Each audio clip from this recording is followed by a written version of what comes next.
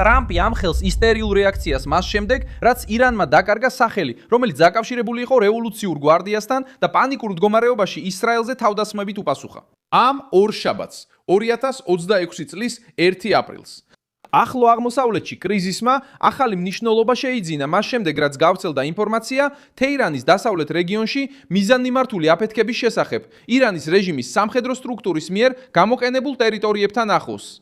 იმავდროულად, ჰეზბოლა თეირანის მიერ ლიბანში მხარდაჭერილი შეიარაღებული ჯგუფი კვლავ ახორციელებს ზეწოლას ისრაელის ჩრდილოეთზე. ეს სცენა აშკარად აჩვენებს ერთგვარ ნიმუშს. რეჟიმი საკუთარ ქვეყანაში ზიანს იღებს, ცდილობს დამალოს ეს ყველაფერი, თავის მოკავშირეებს წინწევს ცეცხლის ხაზზე და შემდეგ ამ საფრთხეს ძალად ასაღებს. დონალდ ტრამპი ამ სურათში ჩნდება როგორც ადამიანი, რომელიც ამხელს ირანული ხმაურის უკან არსებულ სისუსტეს, რადგან რევოლუციური გვარდია ხმამაღლა ლაპარაკობს, მაგრამ რეაგირებს ისე, როგორც კონტროლი აქვს დაკარგული. რა მოხდა თეირანში? რატომ იჩქარა ირანმა ისრაელზე თავდასხმა? როგორ იყენებს ტრამპი ამ ისტერიულ რეაქციას, რომ კიდევ უფრო დააჭიროს რეჟიმს? ახლავე ყველაფერს გეტყვი. თუ ასეთი პირდაპირი და მოკლე კონტენტი მოგწონს, გამოიწერე არხი, რადგან აქ ყოველდღე ასეთ ვიდეოებს ვაქვეყნებთ. აფეთქება მოხდა დიდი თეირანის დასავლეთ რეგიონში, გრძნობიარე ტერიტორიაზე, რომელიც მდებარეობს კარაჩსა და აკრონის შორის არსებულ ღერცთან ახლოს. არსებობს ინფორმაცია, რომ გავრცელებული ცნობების მიხედვით სამიზნე იყო პიროვნება, რომელიც დაკავშირებულია ისლამური რევოლუციური გვარდიისთან და საქმიანობდა სამხედრო სექტორებს, სახელმწიფო პროპაგანდასა და რეჟიმის სტრატეგიულ კონტრაქტებს შორის კავშირებში. აქ ჩვეულებრივ დანაკარგზე არ ვსაუბრობთ. ირანული ტიპის დიქტატურაში ასეთი ფიგურები იცავენ ხელმძღვანელობას, ნარატივს და სტაბილურობის ილუზიას. რეჟიმის საწვისი რეაქცია კარგად ნაცნობი სცენარით წარიმართა. ირანის ხელისუფლებამ სცადა აფეთქება საცხოვრებელ რაიონში გაზის შესაძლო გაჟონვად წარმოეჩინა. ეს ვერსია თეირანს აწყობს, რადგან ამცირებს შემთხვევის პოლიტიკურ გავლენას და ხელს უშლის მოსახლეობას დაინახოს ერთი საშიში კითხვა. თუ რევოლუციური გვარდია ვერ ახერხებს საკუთარი წევრების დაცვას დედაქალაქის მახლობლად, როგორ შეუძლია მას მთელი ირანის დაცვა დაპირდეს? ცდელობა დამალონეს შემთხვევა შიშს აჩვენებს. ეს მიუთითებს, რომ აფეთქება თეირანში უფრო მნიშვნელოვანია, ვიდრე სახელმწიფო ტელევიზიაზე წარმოთქმული სიტყვები. ირანმა შიდა დანაკარგი გარე ზეწოლით ანაზღაურა. მალე ამის შემდეგ ჰეზბოლამ კვლავ შეუტია ისრაელის ჩრდილოეთს, რის შედეგადაც ისრაელის სამოქალაქო და სამხედრო პირები მზადყოფნაში აღმოჩნდნენ. ეს არის მექანიზმი, რომელსაც თეირანი წლები აიყენებს.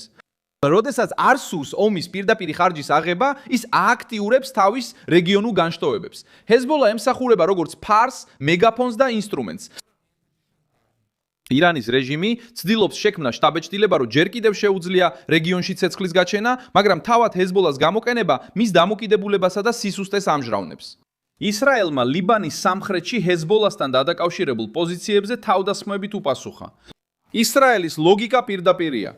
თუ ჯგუფი ისრაელის ტერიტორიაზე ისვრის, მათი ბაზები, მარშრუტები, საწყობები და სარდლობის პუნქტები სამიზნე ხდება.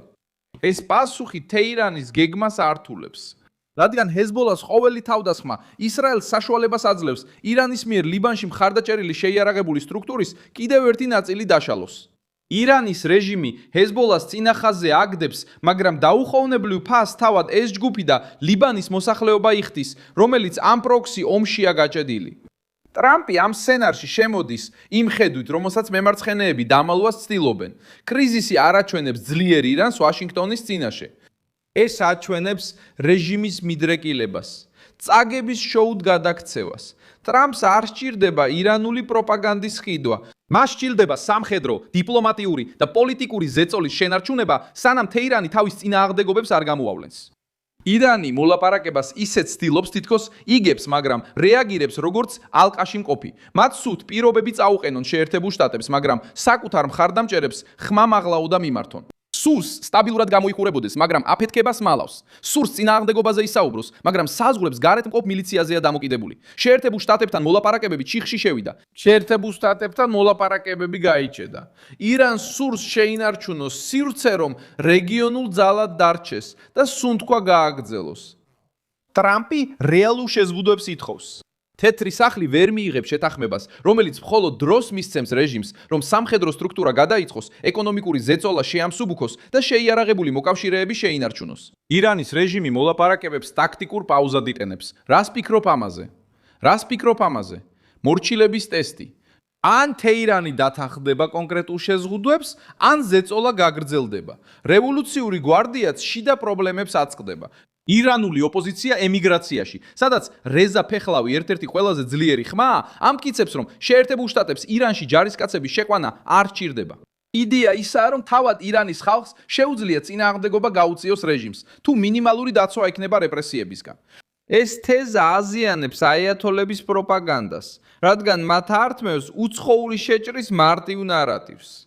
რეჟიმის ნამდვილი შიში მხოლოდ ისრაელი არ არის. ეს არის გარეზეწოლის, შიდა დეზერტირებების, სახალხო აჯანყებისა და უშიშროების შიგნით ნდობის დაკარგვის კომბინაცია. ისრაელზე თავდასხმა ასევე მუშაობს, როგორც გზავნილი რეჟიმის რადიკალური ბაზისთვის. რევოლუციურ გვარდიასთან დაკავშირებული დანაკარგის შემდეგ მეთაურებს რეაქციის ჩვენება სჭირდებათ. მათ უნდა დაარწმუნონ მხარდამჭერები, მილიციები და მოკავშირეები, რომ ჯერ კიდევ აკონტროლებენ თამაშს. ამიტომ ჩნდება მუქარები, შეხვედრები, ვიდეოები, სიტყვით გამოსულები, საჰაერო თავდათვის აქტიურობა და არაპირდაპირი თავდასხმები. პრობლემა ისაა, რომ ეს თანმიმდევრობა სწორედ საპირისპიროს აჩვენებს. ვისაც სიტუაცია მართლა აკონტროლებს, მას არ სჭირდება მუდმივად შოუს მოწყობა. ჰეზბოლა ამ გამოფიტვას ლიბანში გრძნობს. ჯგუფი ცდილობს დაამტკიცოს, რომ კვლავ შეუძლია ისრაელისთვის საფრთხის შექმნა, მაგრამ თავდასხმების ყოველი ახალი ტალღა ისრაელს აძლევს მიზეზს კიდევ უფრო გააფართოოს შეტევა. ლიბანის სამხრეთი მუდმივი ზეწოლის ზონად იქცევა. თეირანი ამ ბერკეტზეა დამოკიდებული, რათა შეინარჩუნოს თავისი რეგიონული იმიჯი, მაგრამ ჯგუფის შესაძლებლობები უკვე აღარ ჩანს იგივე ისრაელის მეთვალყურეობის, დაბომბვებისა და დაგროვილი დაღლილობის ფონზე. ამერიკული სამხედრო ყოფნა სპარსეთის ყურეში ამძაფრებს ამ ზეწოლას. მხარდაჭერის თვითმფრინავები, გამანადგურებლები, გემები და მეთვალყურეობა გაფრთხილებად მუშაობს ზედმეტი სიტყვების გარეშე. ირანი იცის, რომ შეცდომა ამერიკულ ძალებთან ან მოკავშირეებთან მიმართებაში ძვირად დაუჯდება. ირანი იცის, რომ შეცდომა ამერიკულ ძალებთან ან შეერთებული შტატების მოკავშირეებთან მიმართებაში შეიძლება მძიმე პასუხის მიზეზი გახდეს. მას სჭირდება აგრესიულად გამოჩნდეს თავისი მხარდამჭერებისთვის, მაგრამ ფრთხილად ითვლის თითოეულ ნაბიჯს, რომ არ გამოიწვიოს რეაქცია, რომელსაც ვერ გაუძლებს. ქასემ სოლეიმანის ხსოვნა ჯერ კიდევ მძიმე დაწევს რევოლუციურ გვარდიას. 2020 წელს შეერთებულმა შტატებმა ბაგდადში მოკლა ირანელი მეთაური, ხოლო თეირანმა ისტორიული შურისძიება აღუთქვა. პასუხი იყო კონტროლირებადი, ბევრი სიტყვით და სრულმასშტაბიანი ომისთვის მცირე სურვილით. ეს პრეცედენტი აჩვენებს, რომ რეჟიმი განადგურებაზე ლაპარაკობს, მაგრამ რისკს ზომავს, როცა ფასი შეიძლება აუტანელი იყოს. ეხლა როცა ისრაელი ჰეზბოლას უტევს, ტრამპი მოლაპარაკებებზე ზეწოლას ახდენს და თეირანში დანაკარგების შესახებ ინფორმაცია ვრცელდება, იგივე მოდელი ისევ ჩნდება. მემარცხენეები ცდილობენ ისრაელის წინააღმდეგ გაშვებული ყოველი რაკეტა ირანული სიმამაცის მტკიცებულებად წარმოაჩინონ, მაგრამ რეალური შეფასება ტრამპს აძლევს ხელს. დაჯერებულ რეჟიმს ჰეზბოლას გამოყენება შიდა პრობლემების დასამალად არ ჭირდება.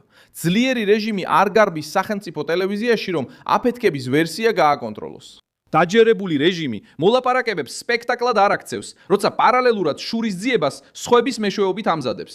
ირანი ცდილობს საშიში გამოჩნდეს, რადგან სუსტი ვერ უნდა გამოჩნდეს. მე ვარ მილსონ ალვესი, რაციონალისტი და ჩემი მიზანია ყოველდღე სიმართლით კარგად ინფორმირებული გყავდე. ახალი ამბების ბმულები ვიდეოს აღწერაშია. დაუტოვე ლაიქი ამ ვიდეოს, გამოიწერე არხი და ბოლოს გადახედე კომენტარებს, რომ კიდევ უფრო მეტად ჩაერთო ვილსონ ალვესის საზოგადოებაში.